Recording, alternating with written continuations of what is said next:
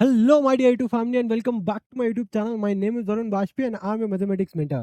और आज है हमारा कॉम्पिटेंसी बेस्ड क्वेश्चन सीरीज का ये पार्ट 32 जहां पे हम कंटिन्यू कर रहे हैं एप्लीकेशंस ऑफ ट्रिग्नोमेट्री के कुछ ऐसे इंपॉर्टेंट क्वेश्चन जिनके आने की पॉसिबिलिटी आपके एग्जाम्स में 100% है। ठीक है, तो देखो इससे पहले भी हम लोगों ने, एक सेकंड देना, मैं इसको पहले हटा देता हूँ। इससे पहले भी आप लोगों ने देखा होगा जो एप्लीकेशन ऑफ ट्रिग्नोमेट्री की जो फर्स्ट वीडियो है हमारी, ठीक है, उसमें भी हम लोगों ने कुछ ऐसा ही टाइप का क्वेश्चन लिया था, बट वहां पे कॉस और साइन की जगह पे टैन था। करेक्ट ना?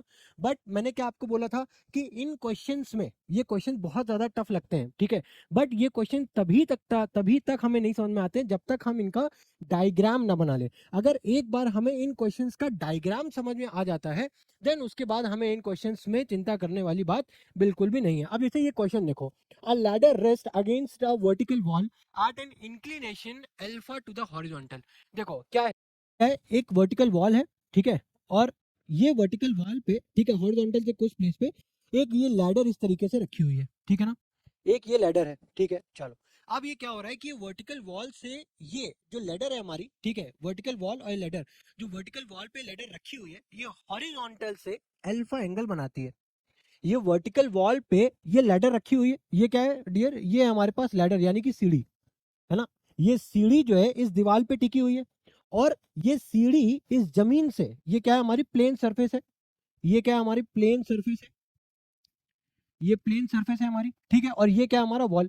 तो ये लैडर जो है प्लेन सरफेस से अल्फा एंगल बना रही है। इतनी बात आ गई समझ में? चलो, अब उसके बाद क्या बोला गया, it's foot is pulled away from the wall through a distance P. अब क्या किया गया है, मान लेते हैं जैसे कोई एक सीढ़ी रखी हुई है ऐसे, है ना, अब आपने क्या किया, उसको नीचे फुट से उसको आपने थोड़ा सा और खींच लिया, तो भाई एंगल कम हो जाएगा ना, एंगल कम हो जाएगा। तो यानी कि अभी एंगल ये था, अब जाकर के एंगल क्या हो जाएगा, मैं उसको ना येलो उससे पेन से दिखा रहा हूँ, ठीक है, वो एंगल अब हो जाएगा चेंज होकर के ये। आई होप ये चीज आपको समझ में आ रही होगी। ठीक है भाई, अब सीढ़ी का फुट आपने पीछे खींच लिया ना, सीढ़ी का फुट जो है वो आपने पीछे खींच लिया, है ना, तो ये आपका एंगल हो जाएगा। आई होप ये चीज आपको समझ में आ रही होगी, ठीक है ना, ये आपका एंगल हो गया।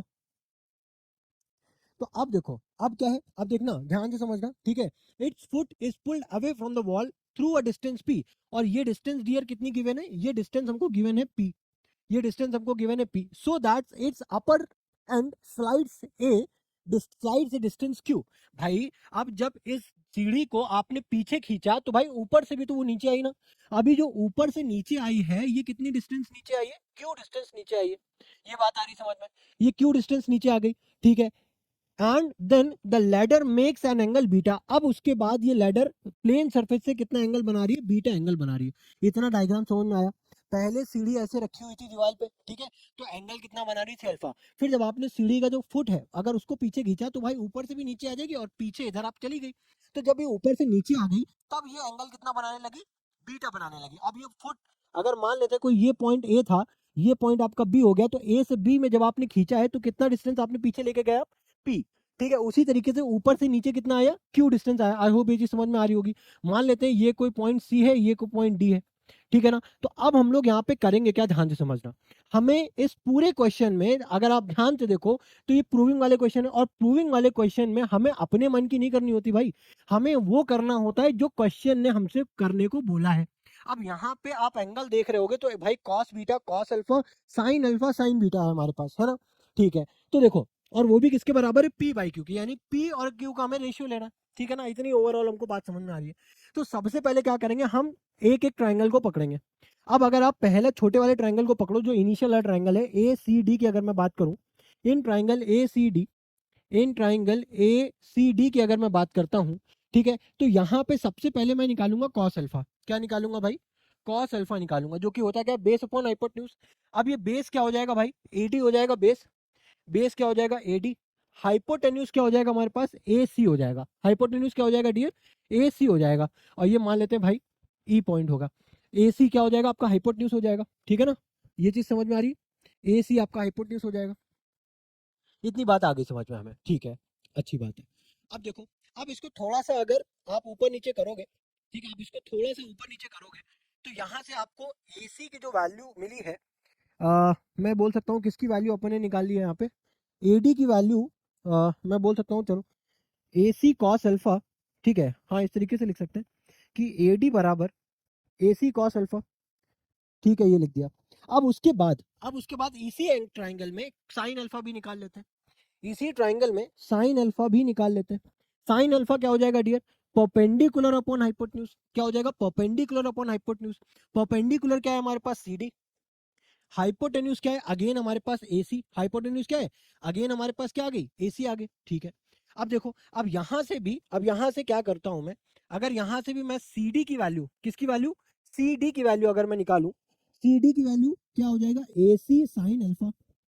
क्या हो जाएगा? AC sine alpha. ठीक है साहब, ठीक है।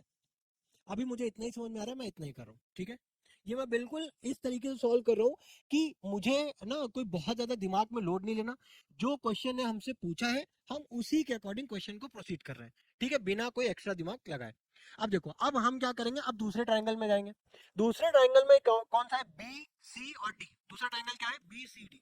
इन ट्रायंगल BCD, अब अगर BCD में आप जाओगे, ठीक है, तो BCD में अगेन हम लोग क्या निकालेंगे? अब यहाँ पे भाई एंगल क्या है? बीटा, यानी कि कॉस बीटा की अगर मैं बात करूं, तो कॉस बीटा क्या है? बेस अपॉन में हाइपोटेन्यूज।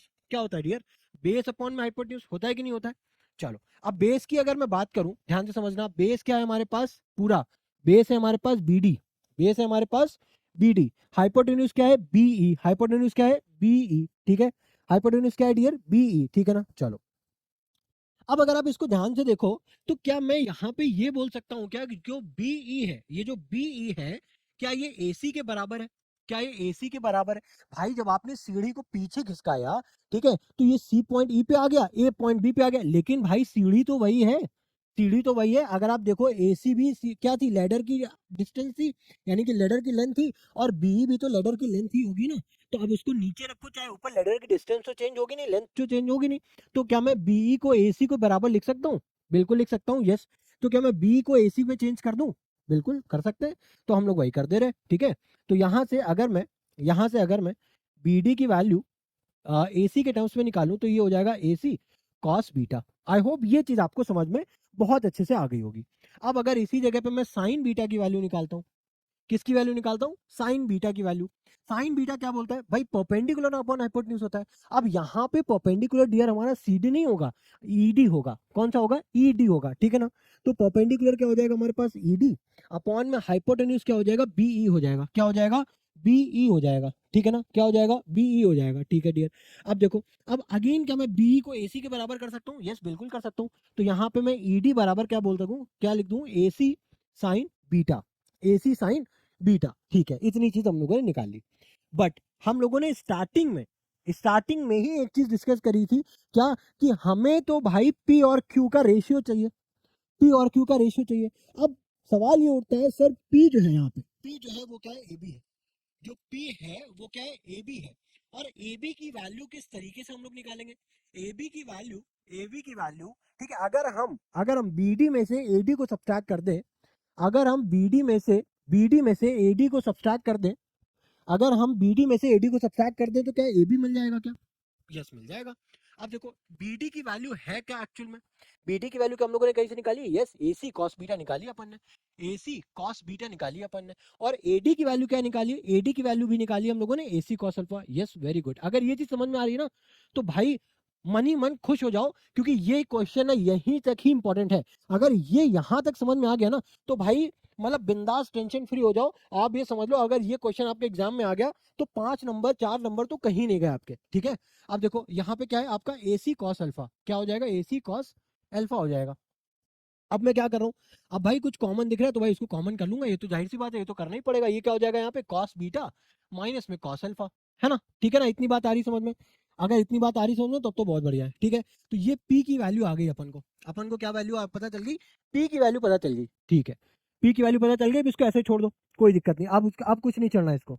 ठीक है, अब क्या करते हैं? अब अपन क्या करते हैं? Q की वैल्यू फाइंड करते हैं। किसकी वैल्यू फाइंड करनी है? Q की वैल्यू। तो Q बराबर क्या है भाई? Q बराबर क्या है? Q बराबर है CE। Q बराबर क्या है डियर? CE। अब से CE की वैल्यू किस तरीके से निकालेंगे? तो CE की वैल्यू के लिए हमें क्या करना पड़ेगा? CD में से ED को सब्सट्रैक्ट अगर कर दें, CD में से अगर हम ED को सब्सट्रैक्ट कर दें, ठीक है, तो क्या हमारे पास C की वैल्यू आ जाएगी ना? तो बस वही C की वैल्यू ऐसे निकालनी है। अब देखो, अब CD की टोटल डिस्टेंस क्या हम लोगों ने कहीं पे निकाली है क्या? CD देखते हैं कहीं से CD। Yes, AC sine alpha निकाली है अपन ने। AC sine alpha. Minus ED की वैल्यू क्या क्या निकाली, yes AC sign beta, AC sign beta. देखो इतने इजी क्वेश्चंस होते हैं भाई, पता नहीं क्यों ही परेशान हुए करते हो, इतने इजी इजी से क्वेश्चंस आते हैं आपके एग्जाम में। ठीक है, अब बस यही चीजें, अब यही चीजें आपको आप समझ के नहीं आते हो, फिर बोलते हो सर क्वेश्चन एग्जाम में तो ना आउट ऑफ सिलेबस आ गया सर, इतना टफ आया, तो मैंने तो कभी पीवाईक्यूज में भी ऐसे क्वेश्चन नहीं देखे। वो रीजन क्या है ना, आपने असल में पीवाईक्यूज लगाए ही नहीं होते हैं। ये सारे क्वेश्चन आपको मिल जाएंगे, सारे क्वेश्चन आपको मिल जाएंगे, ये सारे कहीं ना कहीं आपको पूछे हुए ही क्वेश्चन है। ठीक है, ये नहीं मिलेगा तो इसी का सेम टाइप ऑफ क्वेश्चन मिल जाएगा, लेकिन मिलेगा जरूर। इसीलिए बोलता हूँ कि पहला फोकस आपको एनसीईआरटी पे रखना है, दूसरा फोकस आपको सिर्फ और सिर्फ पीवाईक्यूज पे रखना है। अगर इतना ही कर लिया ना तो भाई 80% तो मार्क्स श्योर शॉट है, कहीं गए नहीं, कहीं नहीं गए। ठीक है, अब देखो यहाँ पे क्या हो जाएगा, ये sine alpha minus of sine beta. ठीक है, ये हो गया। अब देखो ये हमें आ गई वैल्यू क्यू की, वैल्यू किसकी पता चल गई, क्यू की वैल्यू पता चल गई। अब हमें क्या करना है, हमें तो भाई पी बाई क्यू का रेशियो तो निकालना है। तो पी बाई क्यू के लिए क्या कर देंगे हम, यहाँ पे लिख दिया मैंने पी, यहाँ पे लिख दिया मैंने पी, यहाँ पे लिख दिया क्यू। पी की वैल्यू क्या निकाली है अपन ने, पी की वैल्यू अपन ने क्या निकाली है, AC cos beta minus cos alpha. क्या निकाली है, AC cos beta minus of cos alpha. ठीक है, अब अपॉन में अगर आप देखो तो क्यू की वैल्यू क्या है, AC sine alpha minus sign beta, AC sine alpha minus sign beta. अब अगर देखो AC से AC हो गया कैंसिल, P बाय Q की वैल्यू क्या आ गई, P बाय Q की वैल्यू क्या आ गई, cos beta minus cos alpha upon sine beta, sorry sine alpha minus sign beta. ठीक है, ये वैल्यू आ गई। अब ये देख लेते हैं जरा, हमको प्रूव क्या करना था, प्रूफ करना था cos beta minus cos alpha sine alpha minus sign beta. क्या करना था, sine alpha minus sign beta, जो कि हम लोगों ने बहुत ही शानदार तरीके से और आई होप बहुत ही इजी तरीके से हम लोगों ने इस क्वेश्चन को समझ लिया। ठीक है, अब देखो, अब अगर इसी वजह से देखो मैं इस पूरे वीडियो सीरीज में, कॉम्पिटेंसी बेस्ड क्वेश्चन सीरीज में स्पेशली, मैं वीडियो की लेंथ बहुत ज्यादा बड़ी नहीं कर रहा हूँ। ठीक है, यही रीजन है, मैंने इससे पहले भी एक क्वेश्चन कराया, इससे पहले भी यही, इस वीडियो में भी मैं एक ही क्वेश्चन को करा रहा हूँ। ठीक है, रीजन बीइंग है कि मैं वीडियो की लेंथ को बहुत बड़ा नहीं करना चाहता। ठीक है, इसके बाद भी कुछ 2-3 वीडियोस और आएंगी। ठीक है, जिसमें कुछ ऐसे इंपॉर्टेंट क्वेश्चंस मैं अगेन डिस्कस करूंगा। ठीक है, तो कुछ भी करना, लेकिन इन क्वेश्चंस को बिना किए कतई मत जाना एग्जाम में, अभी मैं बता रहा हूँ। ठीक है, अभी टाइम है, आपके पास सारी चीजें हैं, सारे रिसोर्सेस हैं, प्लीज उसको यूटिलाइज करिए प्रॉपर मैनर में। ठीक है, तो इसी के साथ मिलते हैं आपके साथ नेक्स्ट वीडियो में, till then goodbye, thank you.